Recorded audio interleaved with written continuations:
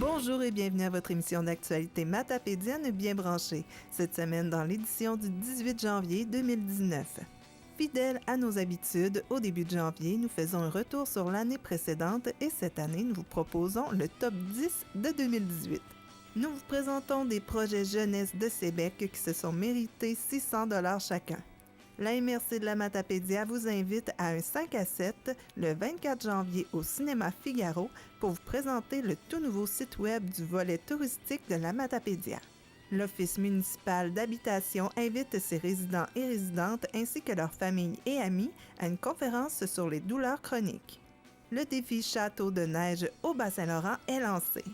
Et nous terminons cette émission en compagnie de Ghislaine Bouliane-Paquette qui nous raconte un moment émouvant qu'elle a vécu la fin de semaine dernière.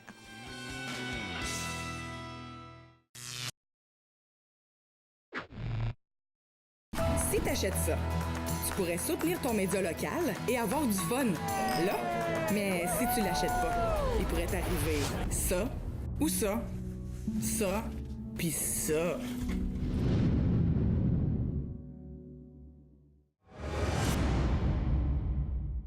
Bonjour à toutes et à tous.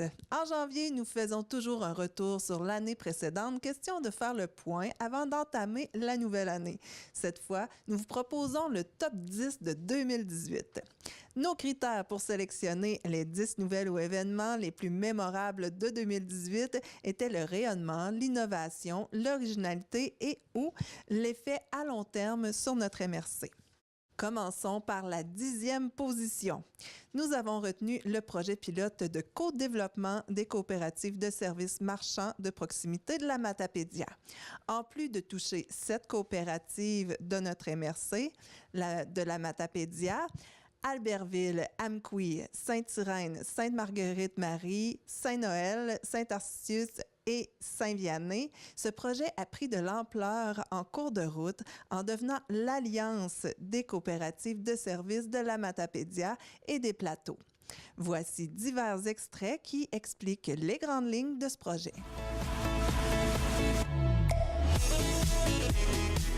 Pour faire une histoire courte avec du long, dans le fond, l'idée a émergé d'une rencontre. Nous, on fait des 5 à 7 intercoop à la CDRQ, Bas-Saint-Laurent-Gaspésie. On fait des 5 à 7 dans chacune des MRC pour se rapprocher de la clientèle des coopératives. Et puis, c'est survenu à Amqui le 26 septembre dernier, à la captive, où Guillaume était présent. Et sur les 7 coops de services de proximité, il y en avait 6 qui étaient présentes et représentées. Et quand on a amorcé la discussion autour du thème de l'intercoopération, bien, on aurait dit que ça avait il y avait eu vraiment un intérêt chez tous ces partenaires-là, chez toutes ces coops-là. Et puis, c'est là qu'on a appris que ces coopératives-là s'étaient déjà rencontrées dans le passé dans un type de concertation animée par la MRC. Donc, on a pris la balle au bon. J'ai regardé Guillaume. J'ai dit, Guillaume, ça te tente-tu qu'on signe une entente, la MRC et la CDRQ, pour poursuivre cette concertation-là dans un projet vraiment constructif d'intercoopération? Et puis, ben, nous voilà aujourd'hui, 3 mois plus tard.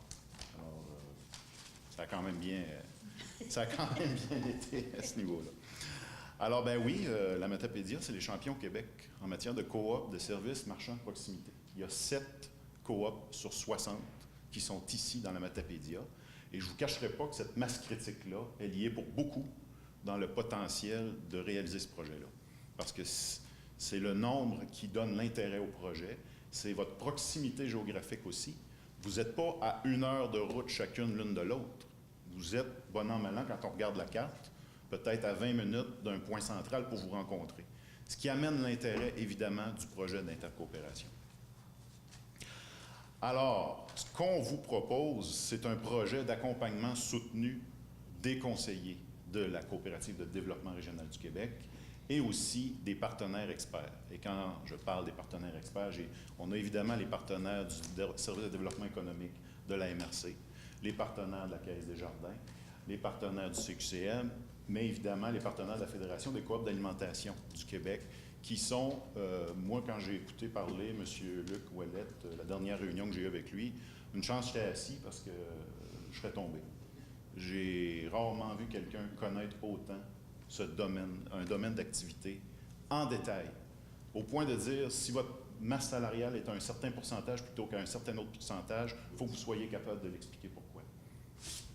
Ça fait partie des informations que moi, je ne possède pas, mais on va être fortement appuyé par la Fédération des corps d'alimentation. Puis ça, c'est un très, très gros plus dans ce dossier-là. Alors, qu'est-ce que ça signifie, cette entente-là, en chiffres? Bien, d'abord, il faut dire que l'entente de partenariat entre le CQCM et le MESI finance 70 % de l'enveloppe du projet. C'est une enveloppe de 55 000 $ d'accompagnement en services professionnels. Et l'autre 30 % vient de nos deux partenaires milieux, qui sont la MRC de la Matapédia et la Caisse de la Vallée de la Matapédia. Donc, concrètement, en chiffres, 16 000 $ répartis en deux pour nos deux partenaires milieux. Et puis, la balance, ça vient de l'entente de partenariat avec le ministère de l'Économie et CQCM. Pour un total de 525 heures d'accompagnement au cours des 15 prochains mois. C'est cette volonté d'être partenaire des entreprises, des coopératives, des organismes d'Avignon qui a poussé la MRC à soutenir les 3 coopératives des plateaux afin qu'elles puissent se joindre à celle de la Matapédia pour cette démarche qui est celle de l'Alliance. La coopérative de solidarité et de développement de Saint-François, la coopérative de consommation de Saint-Alexis de Matapédia et la coopérative de Saint-André se sont jointes au groupe de la Matapédia depuis le 29 mai dernier. Donc, elles avaient manqué les premières rencontres, mais elles ont rapidement rattrapé le bateau. Et ça, grâce à l'appui de la MRC qui les a appuyées dans ce projet, justement.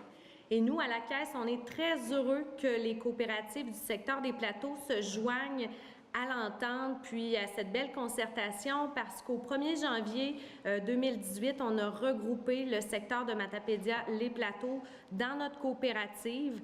Alors, on était contents de ce regroupement-là parce qu'on a des affinités naturelles, les gens de Matapédia, les plateaux. D'ailleurs, les membres ont voté en faveur de ce regroupement-là parce que c'est facile de travailler ensemble. On a des affinités, point de vue géographique, toutes sortes d'affinités. Alors, c'était comme naturel aussi que ces coopératives de services-là se joignent à l'entente, puissent bénéficier de l'expertise des gens qui sont autour de la table pour bonifier leurs services, s'assurer des services de proximité. Et dans notre politique d'investissement dans le milieu, c'est un volet qui est soutenu, celui de soutenir les services de proximité. On s'est arrimé un peu à ce que la MRC de la Matapédia offrait donc aux coopératives et on est content de pouvoir le faire aussi pour les gens du secteur d'Avignon. En 9e position, le premier tournoi provincial de judo dans la Matapédia. Voici un extrait dans lequel nous en faisons la promotion.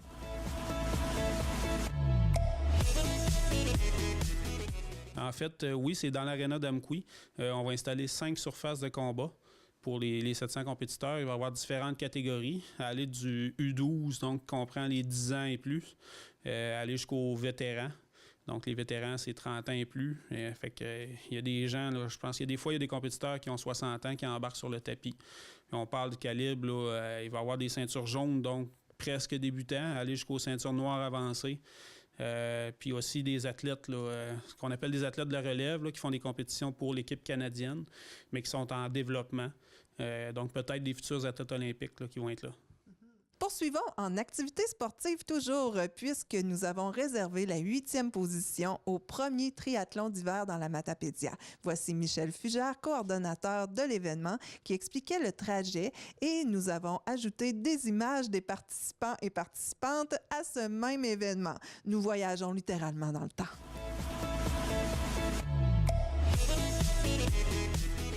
Donc, le site, on voit ici le stationnement là, du camping d'Amqui. Donc, à partir du stationnement, tout va se faire dans ce secteur-là. Donc, le départ se fait au niveau ici, là, près du bloc A là, et de la piscine. La première discipline, c'est la raquette. Donc, le départ se fait et la boucle de raquette va être ici. Il va y avoir des boucles de raquettes qui vont se faire selon la distance choisie. Les distances, je vais revenir tout de suite après ça sur les distances. Un coup, les boucles de raquettes sont terminées. On rentre dans la zone de transition qui va être ici, près de l'embarcadère de la marina. Donc, un palier plus bas. La zone de transition va se faire là pour soit l'échange du dossard pour les équipes ou soit simplement se changer pour la discipline suivante qui est le patin qui va se faire sur le lac au niveau de la marina. Donc, les boucles aussi vont se faire à ce niveau-là et à la fin, on rentre à nouveau dans la zone de transition pour ressortir et venir faire la grande boucle de ski de fond qui va être faite soit selon le nombre de boucles qu'on aura à faire là, dans la distance choisie. Et la zone d'arrivée, à la fin, se fait à la même endroit que le départ. Un autre événement qui méritait sa place dans le top 10 2018, de par son importance pour la qualité environnementale de notre région, c'est le premier forum sur les lacs dans la Matapédia, organisé par l'organisme de bassin versant Matapédia-Restigouche.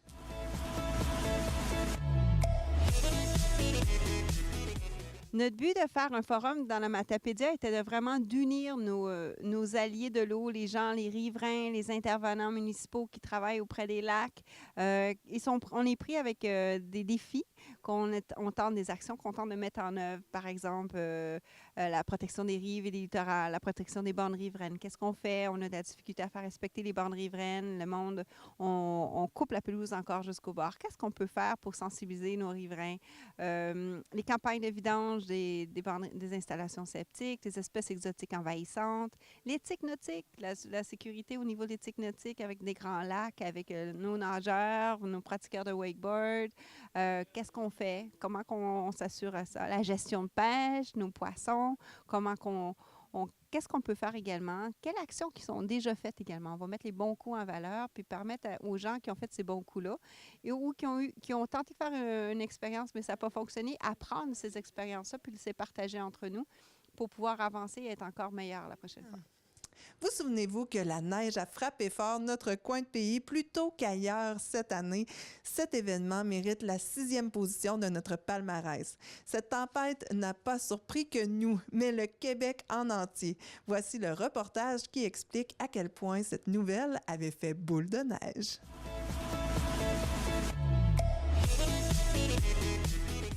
Le 18 octobre dernier, mes collègues sont sortis dans la tempête pour couvrir l'événement sur le web. Étonnamment, le Journal de Québec a partagé notre lien et Météo Média nous a demandé nos images pour les commenter sur leur site web. Avec 64 000 clics sur notre vidéo, plusieurs parmi vous l'ont déjà vue, mais vous pouvez faire partie des rares qui la découvriront à l'instant.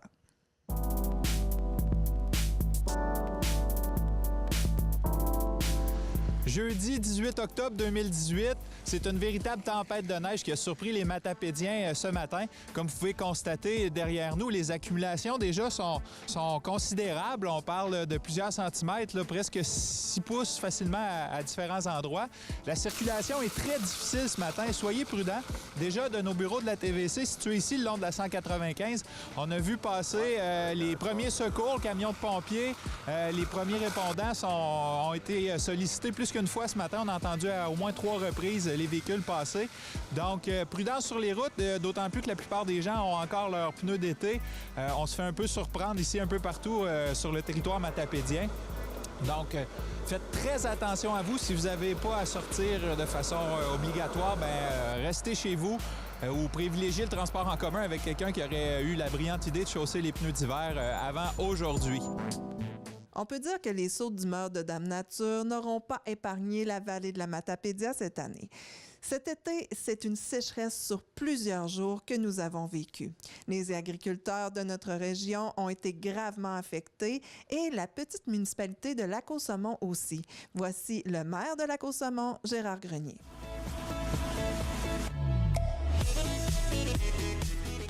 On a eu une pénurie d'eau très, très importante cet été. À cause qu'il n'y a pas eu de précipitation. Ça a été partout dans la région. Puis notre source d'approvisionnement, qui est le lac Ingas, est venu très, très à la limite. Là, on était rendu dans le fond quasiment. Fait que là, on est à mettre en place un système temporaire Les achats ont été faits, les démarches sont toutes entreprises. Ça devrait normalement se concrétiser cette semaine. Puis, on va avoir un approvisionnement en eau. Là. Il n'y aura pas de problème. On va prendre ça dans le lac au saumon. Fait qu'avant de le vider, celui-là, on va en avoir vidé grand dans la vallée. C'est sûr, mais c'est une grosse problématique. Mais là, il y a des analyses d'eau, il y a tous les tests qui ont été faits. Puis, à venir à date, ça va très bien. Nous avons alloué la 4e position au Cercle des fermières d'Amqui qui célébrait leur 100e anniversaire le 15 avril 2018. 100 ans d'histoire. Voici des extraits de leur ultime rassemblement. Madame Alice, d'où l'idée vous est venue de fonder le Cercle des fermières? Je pense qu'à ce moment-là, il est important de répondre à un besoin de transmettre les connaissances qui étaient acquises dans les couvents aux études supérieures, dans l'enseignement supérieur. Donc, pour ce faire, on devait se joindre à une association québécoise, une nouvelle association d'enfants qui s'appelait le Cercle des fermières. Et bien entendu, il y a toujours un homme, mais dans ce temps-là, c'était des hommes beaucoup qui prenaient la place. Donc, c'est M. Alphonse Desilets. C'est sous sa direction à vie, avec le ministre de l'Agriculture du temps, qu'on a fondé le premier Cercle des fermières. Et c'est le 15 avril 1918. Hey! Nous sommes le 15 avril aujourd'hui. Applaudissez-vous, mesdames. Vous êtes encore ici après 100 ans. Vous avez dû faire des activités de financement. Pourquoi? Donc, on a présenté une pièce de théâtre. On a fait aussi des séances d'art dramatique et musical qui ont rapporté 105 $. On devait acheter un grand métier mécanique puis une broyeuse pour le lin. Donc, ça nous prenait des sous. Voilà ce qui termine notre première partie de 1918 à 1943. Je vous invite à chanter encore « Ton arrière-arrière-grand-mère a fondé le Cercle des fermières. Ton arrière-grand-mère, elle a défriché la terre. Et puis sa grand-mère est toujours membre des fermières. Puis ta mère a découvert ce que toutes ces femmes pouvaient faire. » Et c'est le 2 novembre 1920 que Mme Alice Raymond est décédée à l'âge de 36 ans. Un autre dossier qui nous a grandement affectés dans la Matapédia, tout comme dans le reste du Canada, c'est la légalisation de la marijuana. Nous lui accordons la 3e position puisque vous allez voir à quel point certains de nos organismes doivent se préparer pour ce changement de législation.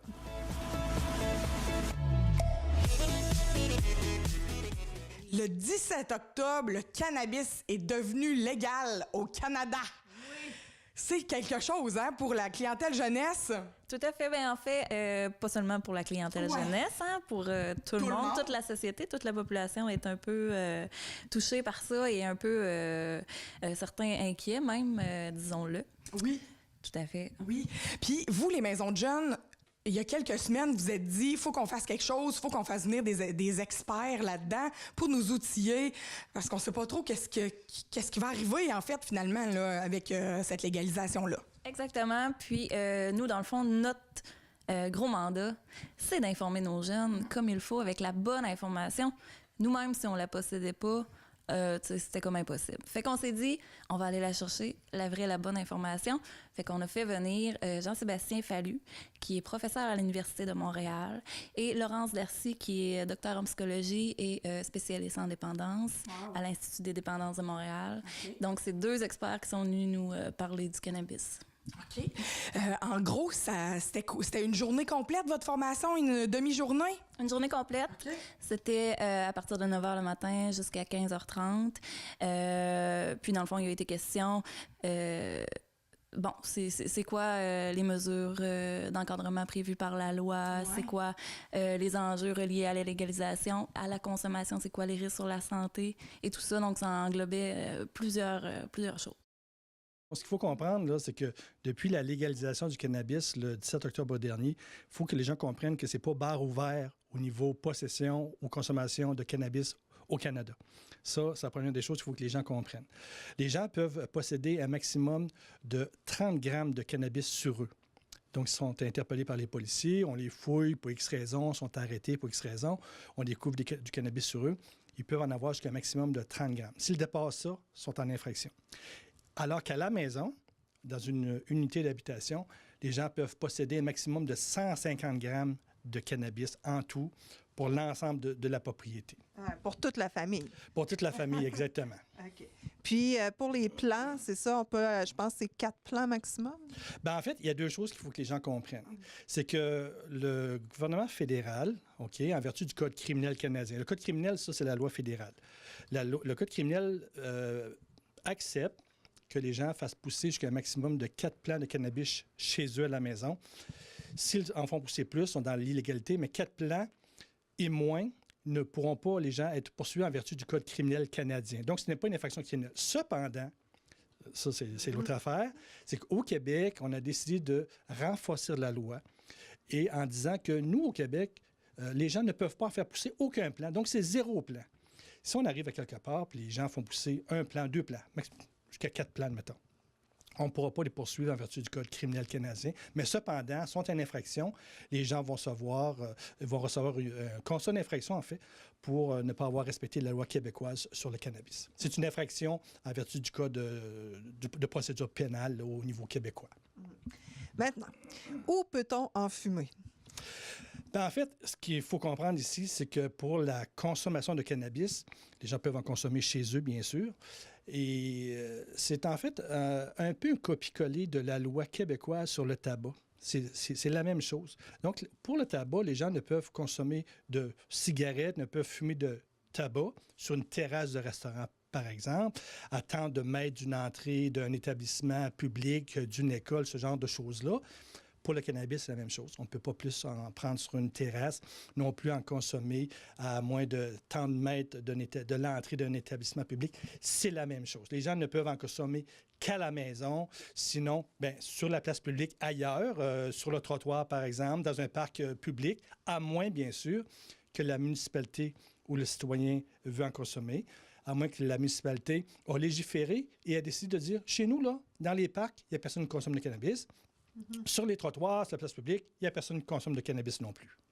À ce moment-là, le corps policier va s'ajuster aux lois qui ont été décidées par les municipalités, la MRC. Oh oui, absolument. Écoutez, il y a des endroits qui...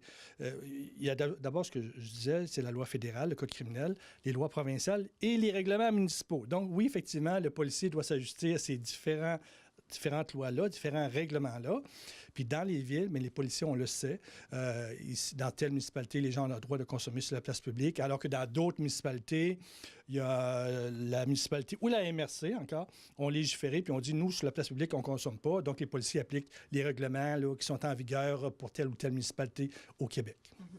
Et pour ce qui est question de conduire en faculté affaiblie, là, comment vous faites pour détecter que quelqu'un est en contravention? Oui, bien ça, c'est une bonne question. Ce que les gens doivent comprendre ici, c'est que la détection de drogue au volant, c'est pas quelque chose qu'on a découvert, nous, là, le 17 octobre dernier. Là. Ça fait déjà plusieurs années que nos policiers font de la détection de drogue au volant. Donc, il ne faut pas que les gens qui nous écoutent pensent que du jour au lendemain, ça va devenir un hécatombe sur le réseau routier, puis que tout le monde va consommer, puis là, ça va être le bar ouvert, puis c'est pas ça. Déjà, depuis presque 8 ans déjà, nos policiers sont formés pour faire la détection de drogue au volant par ce qu'on appelle des ECM, qui veut dire épreuve de coordination de mouvement. Et je vous dirais que jusqu'à l'an passé à peu près, il y avait 90 % de nos patrouilleurs qui étaient formés pour faire la détection de base de conducteurs avec une capacité affaiblie par la drogue. Maintenant, on parle de 94 % de nos patrouilleurs qui sont formés pour faire la détection de base de drogue au volant auprès d'un automobiliste. OK. Puis, à ce moment-là, bien, vous faites aussi des tests plus poussés au poste par la suite si vous détectez quelqu'un. Oui, absolument. Donc, si le policier soupçonne un automobiliste de conduire son véhicule en capacité affaiblie par la drogue, alors que l'élément alcool a été éliminé, soit qu'il n'y a aucune odeur d'alcool, l'automobiliste nous confirme qu'il n'a pas consommé d'alcool à nulle part, ça ne sent pas l'alcool dans le véhicule et tout ça, mais que l'individu a une conduite qui est erratique, qui a un parler qui est lent, les réflexes qui sont lents, D'abord, oui, ce sont les épreuves de coordination de mouvement de base. Et si le citoyen ne réussit pas ces tests-là de base, qu'un individu dit normal, devrait réussir normalement, mais l'individu est arrêté en vertu du Code criminel canadien. Il est conduit au poste de police, où là, c'est un policier qui a une formation plus poussée, qu'on appelle un agent évaluateur en reconnaissance de drogue, qui va faire passer une série de 30 tests d'observation physique qui va à l'observation de la dilatation des pupilles de l'œil, la pression sanguine, des épreuves d'équilibre et tout ça. Et qui peuvent se terminer, ces tests-là, par un prélèvement d'une substance corporelle qui peut être un test d'urine ou encore une prise de sang, là, si ça se fait dans un milieu hospitalier, par exemple. Et ce prélèvement-là, avec l'ensemble des observations du policier patrouilleur sur la route et les observations de l'agent évaluateur, tout ça va constituer la preuve qui éventuellement sera déposée devant le tribunal pour porter des accusations contre un individu pour conduite avec capacité affaiblie par la drogue. Donc, c'est la même chose que pour l'alcool. Ils peuvent perdre leur permis de conduire. Oui, absolument. Ce sont les mêmes conséquences. Il faut comprendre qu'au Code criminel canadien, une personne peut être arrêtée en vertu de l'article 253A du Code criminel qui dit avoir conduit un véhicule en ayant les capacités affaiblies par l'alcool ou par une drogue. Donc, ça s'appliquait déjà. Puis il y a 253B, le sous-article qui dit avoir conduit avec plus de 80 mg par 100 ml de sang. Ça, c'est 253B. L'individu qui est arrêté pour l'alcool est poursuivi sur A ou sur B. C'est le DPCP qui va en décider. B, c'est parce qu'il a dépassé le 80 mg. Mais pour la drogue, il n'y a pas de ligne, il n'y a pas de... Il n'y a pas d'appareil qui dit, il n'y a pas de limite comme l'alcool qui dit il ne faut pas que tu dépasses le 0,08. Cette ligne-là n'existe pas au niveau des drogues. Donc, l'individu peut être poursuivi pour 253A, conduite avec capacité affaiblie par l'alcool ou par une drogue. Dans ce cas-ci, ça sera une drogue. Donc, c'est quelque chose qu'on fait déjà depuis des années. Ce n'est pas quelque chose qui est nouveau. Alors, je vous dirais que c'est une base régulière, là, presque à tous les mois ou presque. Il y a des individus dans l'Est du Québec qui sont arrêtés et qui sont poursuivis en vertu de 253A, conduite capacité affaiblie par une drogue.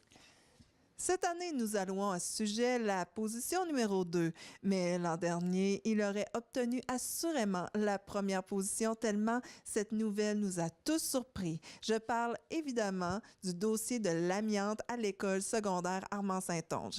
Voici des extraits d'une conférence de presse tenue par 3 représentantes de la commission scolaire des Monts et Marais en début d'année, suivi du témoignage de Michel Coutu lors de son retour dans la salle Jean Cossette.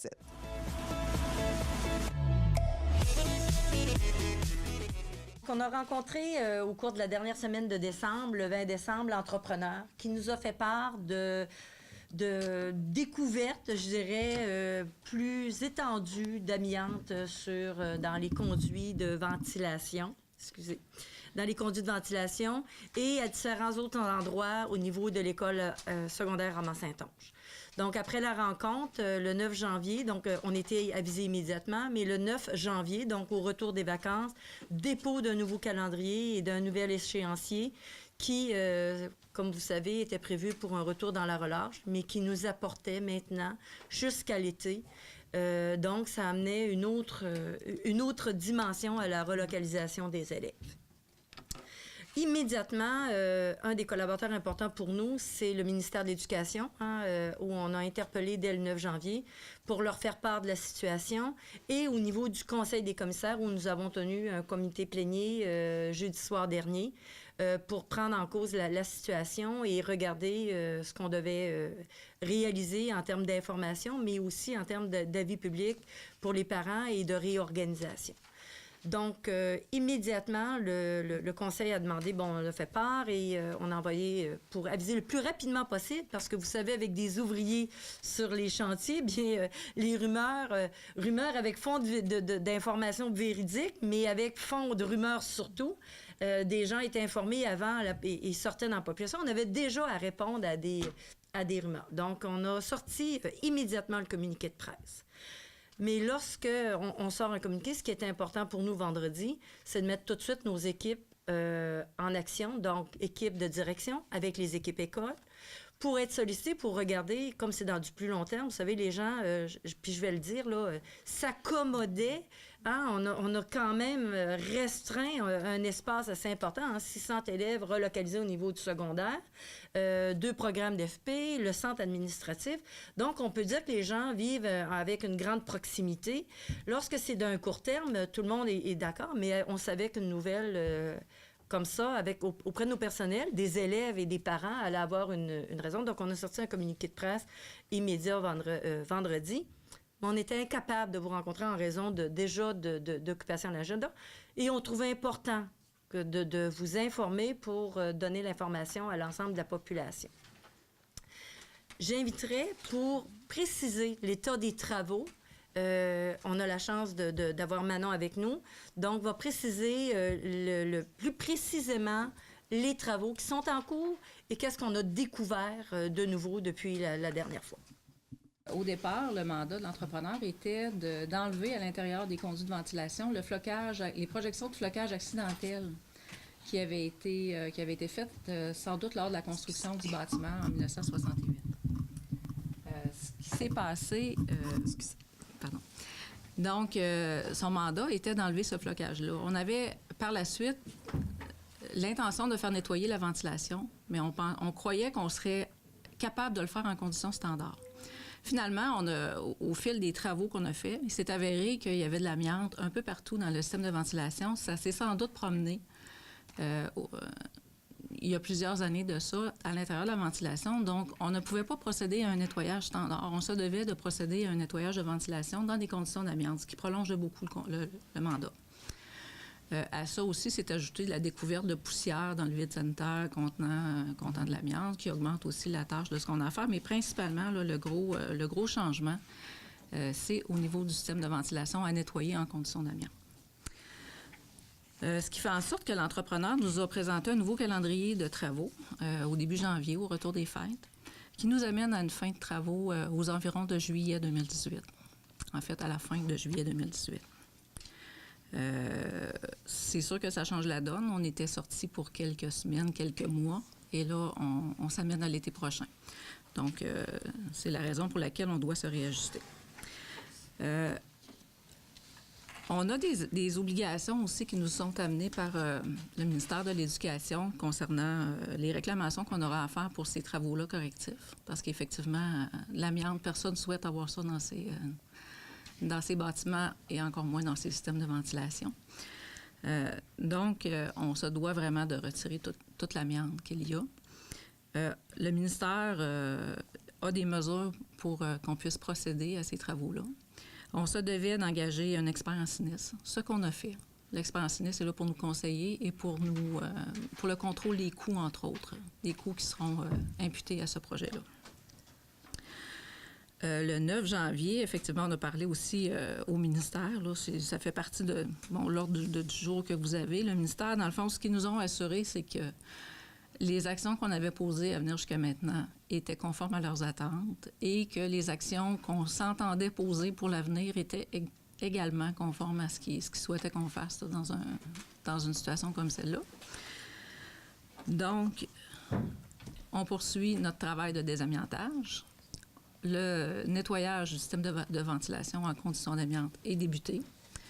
Et tous les travaux se poursuivent là, normalement, mais ça va être plus long que prévu. On a fait des recherches vraiment de fond en comble pour faire le tour de la question, pour savoir où il y avait de l'amiante, partout dans l'école. On voulait savoir, on s'est dit, on ne peut pas se permettre de faire un projet de désamiantage de la sorte, puis de ne pas retirer toute l'amiante qu'il y a partout. Donc, on a fait tester les poussières un peu partout dans la bâtisse. Et au CFP, la partie où il y avait encore jusqu'à la semaine dernière des étudiants, on a dit, on va faire prélever dans les poussières un peu partout aussi. Et on en a trouvé des infimes quantités dans le système de ventilation. C'est minime. On a refait tester l'air pour être sûr qu'on n'avait pas exposé personne à des risques. L'air était conforme, il n'y avait pas de particules d'amiante dans l'air. C'est sans doute des vieilles poussières qui étaient collées à l'intérieur des conduits. Mais on ne prend pas de chance, on fait nettoyer tout ça également. C'est pour ça qu'à partir d'aujourd'hui, les étudiants ne sont plus au CFP là, le temps qu'on procède au nettoyage. Les élèves sont bel et bien de retour dans l'école secondaire Armand-Saint-Onge. Rappelons que des traces d'amiante retrouvées dans les conduits de ventilation avaient forcé leur évacuation en octobre dernier. Les 600 élèves avaient dû être relocalisés ainsi que diffusion mordicus. Justement, allons rencontrer Michel Coutu à ce sujet. Michel, c'est le grand retour ici. Dis-moi, comment ça s'est passé ton été, là? Ça devait pas être facile, là, en dehors de la salle Jean Cossette, réussir à faire aussi bien que tu fais ici. Bien, écoute, on a passé 9 mois à l'extérieur. OK? Et on a dû faire quand même 23-24 spectacles à l'extérieur. On a seulement annulé 2 spectacles, un qui est reporté qu'on a fait samedi dernier. Et ça a été ardu, je te dirais, de changer de salle, de trouver les salles, de s'aménager, évidemment, parce que quand on avait fait la rénovation de la salle Jean Cossette, bien, c'était déjà prévu depuis une année qu'on allait être à l'extérieur. Donc, on avait planifié toutes les collaborations avec les organismes, avec l'école. Donc, tout était prêt, tout était très structuré. Mais là, on est en dedans de quelques heures. Tout ça nous est tombé dessus. Donc, on a dû planifier au jour le jour qu'est-ce qui allait se passer pour partager la salle communautaire, toutes les salles où on a fait des spectacles avec tout le monde, puisqu'on n'avait aucunement accès à l'école et on n'avait aucunement accès à notre salle de spectacle, c'est-à-dire qu'on n'avait même pas un fil, on n'avait même pas un micro, une lampe d'éclairage, aucun équipement. Donc, ça a été des frais énormes, évidemment. Mais le tout a bien été. Évidemment, on a une baisse de fréquentation et c'est normal parce que les gens aimaient aller à la salle Jean Cossette. Et malgré que notre programmation a très bien été et on s'en est bien tiré, ça a été vraiment de l'huile de coude, là. Et on a une équipe de bénévoles extraordinaire aussi, un conseil d'administration et les gens nous ont donné un coup de main, une quinzaine de bénévoles toujours présents. Le conseil d'administration était toujours derrière nous. On a des gens qui nous ont donné un bon coup de main pour se relocaliser nos bureaux parce qu'au début, on a dû travailler chez nous à partir de la maison. Et ensuite, on s'est relocalisé en haut de la librairie d'Amqui et René Vien nous a donné vraiment un bon coup de main. Et la population générale a collaboré avec nous. Donc, ça n'a pas été quand même trop pénible. Plus un peu de mal aux muscles et d'inquiétude parce que c'était énormément de travail. On a abattu beaucoup pour faire un spectacle, là, ça a été pour faire seulement un spectacle, c'était peut-être le quadruple du travail qu'il fallait faire parce que refaire des contrats, refaire des addendas, refaire des devis techniques, refaire des plans d'éclairage parce que c'est pas tout le monde qui pouvait avoir accès à la salle et se dire, bien, écoute, oui, on peut faire ça, pas d'accrochage, pas de système de son, rien. Donc, ça a été vraiment des grosses négociations. Une chance que Mordicus, dans le milieu, est très bien coté. Il savait très bien qu'on en offrait quand même de la qualité à nos spectateurs et aux gens, aux techniciens et aux artistes qui allaient venir sur place, là. Et voici la première position. Les premières élections à date fixe au Québec. La première fois que le député sortant Pascal Bérubé l'emporte avec une avance aussi franche que 75 % des voix.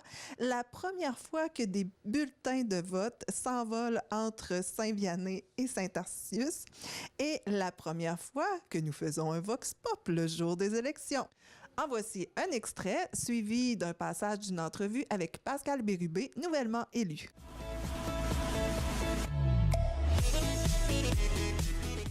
Nous sommes le 1er octobre 2018, première élection à date fixe au Québec. Et nous demandons à la population pourquoi c'est important de voter. C'est très important de voter pour tout le monde parce que c'est le seul moyen d'élire ou d'avoir un nouveau gouvernement. Donc, même si on va jouer au golf dans quelques minutes, c'est d'abord important de voter. C'est le premier devoir. Et j'en suis fier.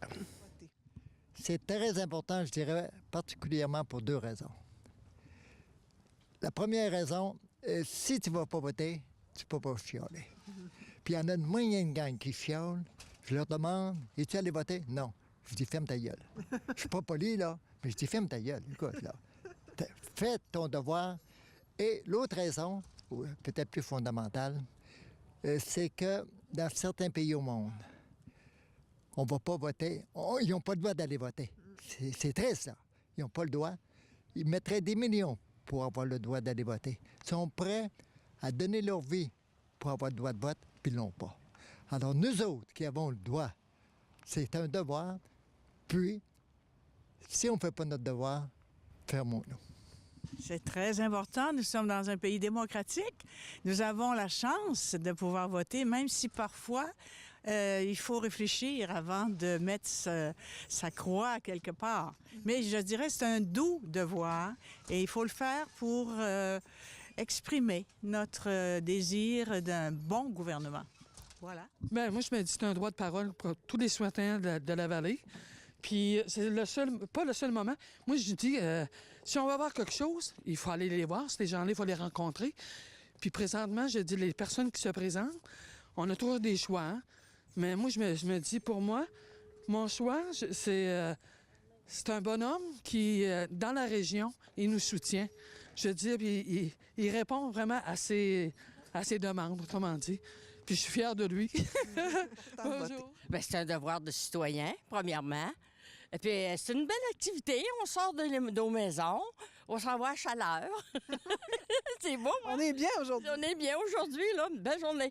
Levez-vous, mesdames et messieurs, pas allez voter pour qui vous voulez, mais votez. Monsieur Bérubé, bonjour. Bonjour. Donc, vous êtes notre député de Matane-Matapédia, la Métis, et aussi nouveau chef intérimaire du Parti québécois. On va faire un retour en arrière dans le passé. On va parler de l'élection du 1er octobre dernier. Un résultat surprenant ou on s'en attendait un peu d'avoir une majorité aussi grande que ça dans la région?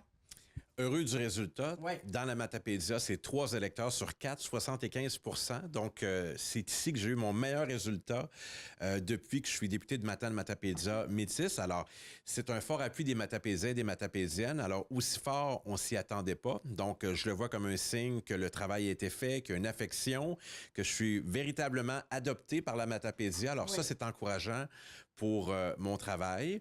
Évidemment, déçu du résultat au plan national, mais on s'est concentré vraiment avec mon équipe sur les enjeux locaux, sur la rencontre des citoyens. Et puis, c'est un mandat qui va se poursuivre, mais qui a commencé assez rapidement parce que le lendemain de la soirée électorale, j'étais déjà à mon bureau pour prendre les appels, accueillir des gens. Donc, j'avais hâte, moi, de retrouver mes fonctions de député au quotidien au service des gens de chez nous. Alors, c'est comme ça que j'ai abordé ce nouveau mandat.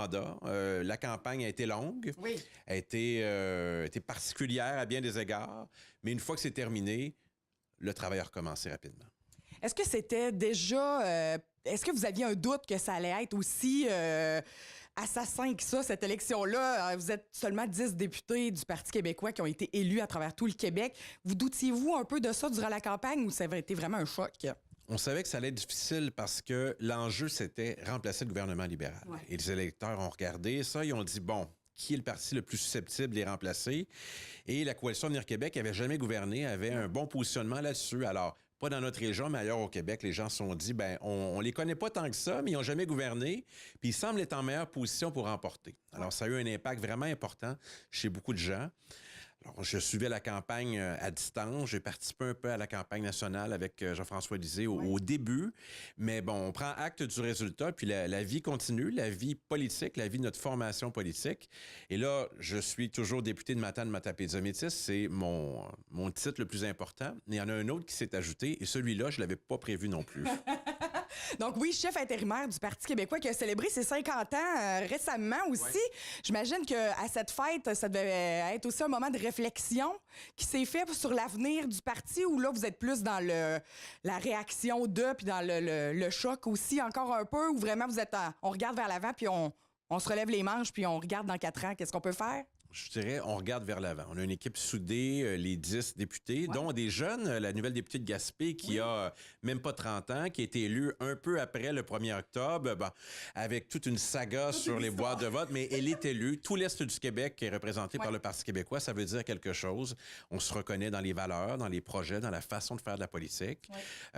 Ce titre de chef du Parti québécois, je le prends avec le sens des responsabilités. C'est la première fois de l'histoire qu'il y a un chef de parti dans la Matapédia. Alors, je suis conscient de ça. Conscient également que c'est un poste qui va durer 18 mois, 24 mois, ça sera précisé. Okay. Donc, ça ne va jamais m'éloigner de ma première responsabilité qui est celle de député local. Qu'est-ce que vous feriez avec 600 $ pour réaliser un projet entrepreneurial? Eh bien, les jeunes de la Polyvalente de Sébec, eux, le savaient. Madame Element, il y a des projets qui ont réussi à aller chercher 600 $ par projet. Dites-moi d'où vient l'argent pour ces projets. Ces projets ont été réalisés grâce à l'entente de développement local avec la MRC de la Matapédia et la municipalité de Sébec. Ces projets ont été présentés aussi dans le cadre de programme Bourse Projet Jeunesse de la MRC de la Matapédia, mais ils n'ont pas été retenus. Fait qu'à ce moment-là, on avait 6 projets qui avaient été présentés. Le premier projet, c'est le camp de ballon-ballet jeunesse avec quelques idées d'équipement. Ça a été présenté par Mme Sabrina Bouchard. Le deuxième, c'est l'atelier de confection de savon qui a été présenté par la Maison des jeunes de Sébec. Le troisième, c'est le journal créatif par Claudine Turcotte d'offrir des ateliers à moindre coût à la population et organismes. Subventions reçues aura permis de compléter son équipement d'artiste. Le quatrième, c'est le projet multimédia à l'École polyvalente de Sébec, présenté par Marianne Viel, un achat de portable. Le cinquième, c'est le club d'athlétisme, amélioration de son équipement. Projet présenté par Yuri Girard et Lise Lemla, responsable. Le sixième, c'est le terrain de balle-molle de plage, situé sur le terrain de l'École polyvalente de Sébec, présenté par M. Vincent Lévesque. Les montants alloués, c'était 600 $. Mais le 600 $ n'a pas été donné automatiquement comme ça. Le 600 $ a été donné lorsque les jeunes nous ont présenté les factures, totalisant le montant de 600 $. Fait que le Comité de développement de Sébec a participé à l'évolution de ces jeunes entrepreneuriats. Donc, ils devaient acheter l'équipement, puis ensuite, comme là pour le volleyball de plage, ben là, c'est pas encore réalisé. Là. Non, ça va aller au printemps parce qu'on sait que là, qu'on est c'est l'hiver, tout le kit. Mais par contre, on a les factures en conséquence, tout le kit. Fait qu'au printemps, nous allons installer le sable, tout le kit, ce qu'il faut pour le volleyball de plage. Mais tout va se concrétiser. Alors, c'est des beaux projets. Puis, on a la chance d'avoir des jeunes aujourd'hui avec nous. Donc, on a pu les rencontrer. Puis, c'est vraiment intéressant. Une belle relève. Merci. Merci beaucoup. Sabrina, toi, ton projet, c'était de faire un camp de ballon-ballet. Dis-moi pourquoi ça te tenait à cœur. Ça fait pas si longtemps que je pratique le ballon-ballet, mais c'est un sport qui est venu me chercher, puis j'aime vraiment ça. Puis, tu sais, je voulais partager ça avec tout le monde. Fait que, avec Pascal puis Vanessa, on a parti une idée de camp avec les professionnels à Témis. Puis ça a marché, puis ça a vraiment fonctionné. Puis c'est de quel âge à quel âge qu'ils pouvaient participer? La catégorie U10 jusqu'aux hommes, aux femmes. C'était pas mal tout le monde, dans le fond. Puis les trucs, comme toi, par exemple, qu'est-ce que tu as appris? Est-ce que ça va t'aider vraiment? Oui, on a appris beaucoup de petites techniques de base qui viennent vraiment nous aider à améliorer le ballon-ballet. Alors, c'est un super projet. Merci beaucoup. Merci à toi. Parlez-moi, les filles, de votre super projet d'acquérir des portables. Dites-moi pourquoi exactement c'était important pour vous. Oui, en fait, avec les 600 $, comme tu viens de dire, on a eu la possibilité d'acheter 2 portables. Et dis-moi pourquoi c'était si essentiel pour votre cheminement. Bien, c'est parce que faire du montage, c'est vraiment long. Ça peut prendre des heures et des heures. Puis même avec 1 heure par semaine de multimédia et les heures du dîner, on n'avait jamais le temps de finir nos projets à temps. Fait que là, avec les portables, on peut les amener chez nous et faire notre montage par temps libre. Puis ça, c'est quoi? C'est une option que vous avez ici à la Polyvalente? Oui, c'est une option. On se réunit 1 fois par semaine dans notre studio de multimédia. On fait du montage, on filme nos vidéos, on écrit des scripts. Ouais.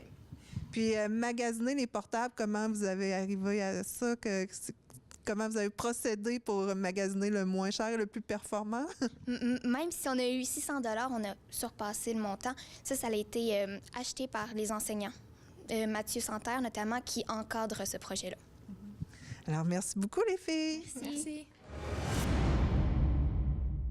La MRC de la Matapédia lance un tout nouveau site web qui sera disponible à partir du 24 janvier. C'est un site web touristique et attractif et il sera disponible également cette date. Mais vous êtes invités au Cinéma Figaro pour un 5 à 7 afin de le découvrir.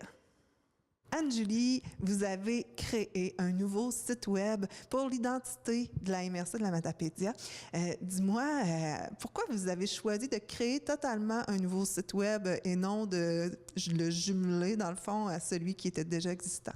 En fait, c'est le nouveau site web pour l'identité attractive et touristique, donc qui se détache de l'entité organisationnelle de la MRC. Donc, c'est pour les visiteurs et pour les gens qui veulent s'établir ici.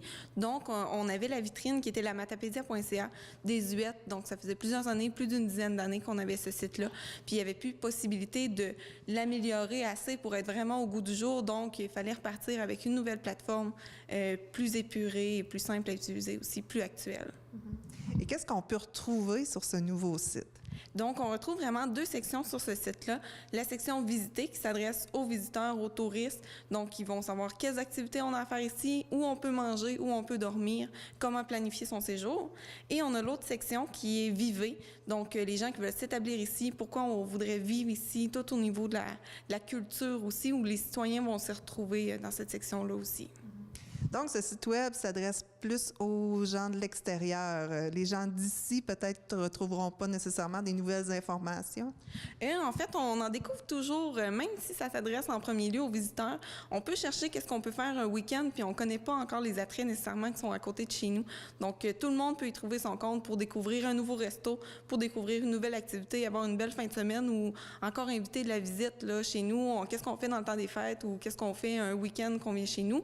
Bien, on peut chercher sur le site lamatapédia.ca puis trouver plein d'activités à faire. Et là, on peut le découvrir en partie le 24 janvier prochain. Dis-moi, de quelle façon vous allez présenter ce nouveau site web? Oui, donc c'est un lancement qu'on a organisé au Cinéma Figaro. Donc, ça va être sur une formule 5 à 7. On va présenter le site web sur écran géant. Donc, ça va être une vidéo qui va nous montrer un peu, justement, l'allure du site et aussi comment on peut y naviguer. Donc, ça va être la première fois qu'elle va être projetée, qu'elle va être présentée aussi en exclusivité, donc la nouvelle plateforme. Donc, ça va être projeté sur l'écran au cinéma. C'est dès 17h. On peut s'attendre à combien de temps pour cette projection?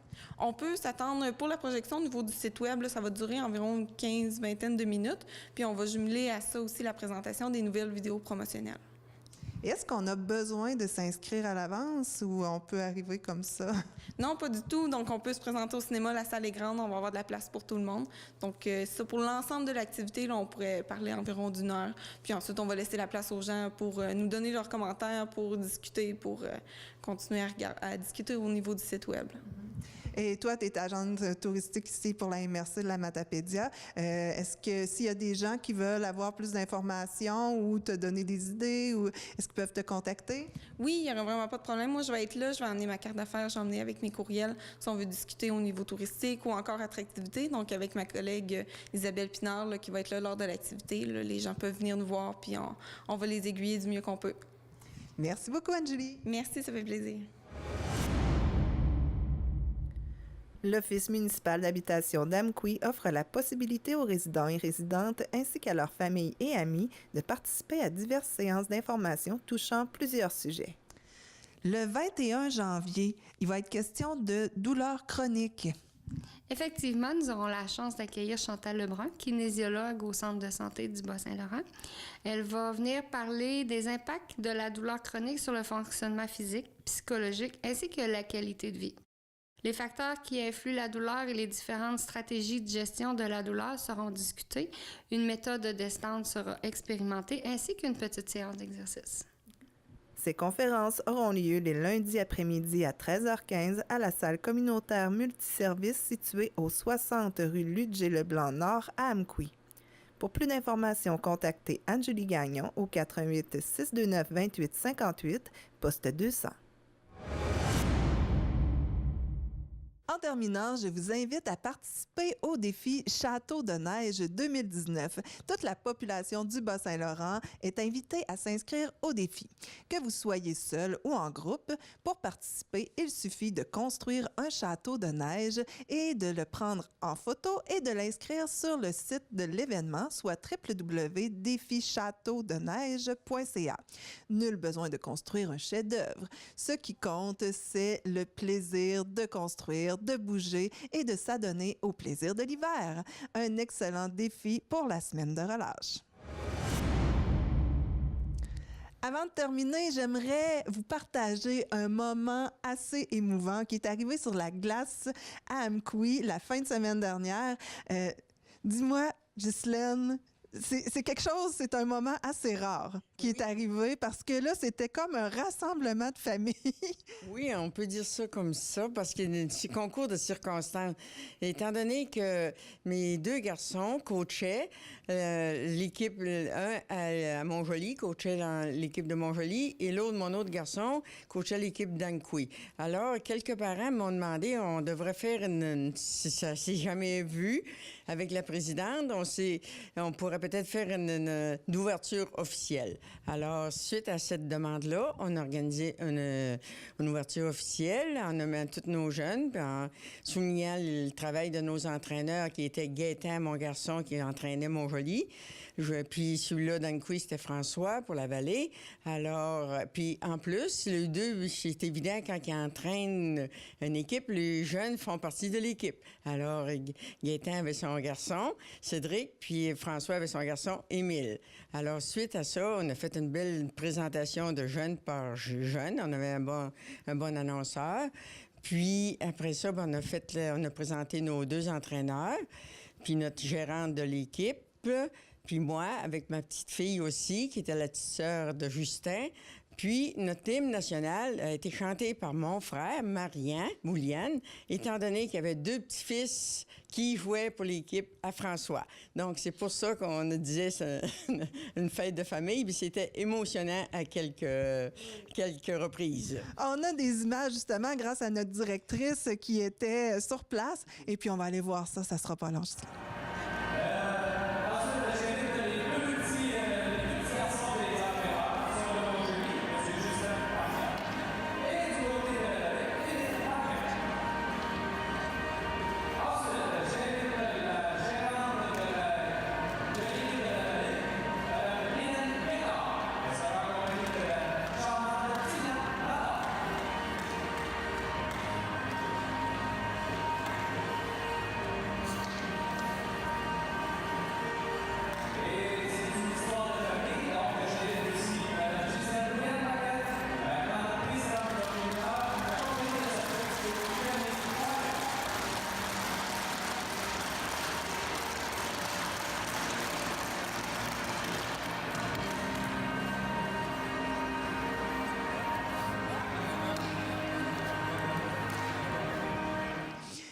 Ghislaine, il va y avoir un peu un concept comme ça qui va être reproduit prochainement. Dis-moi, ça va être quand exactement? Oui, en fait, justement, la semaine prochaine, du 25 au 27, c'est notre tournoi Opti-Blouin qui débute.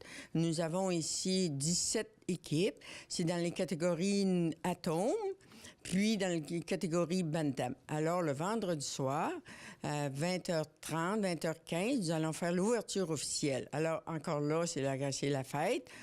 Puis c'est notre équipe Dixie Lee qui fait l'ouverture, Bantam, avec une équipe du Nouveau-Brunswick. Alors, ça va être une belle partie. Puis c'est ça, on présente les jeunes comme de coutume, un à un. Puis après ça, il va y avoir l'hymne national.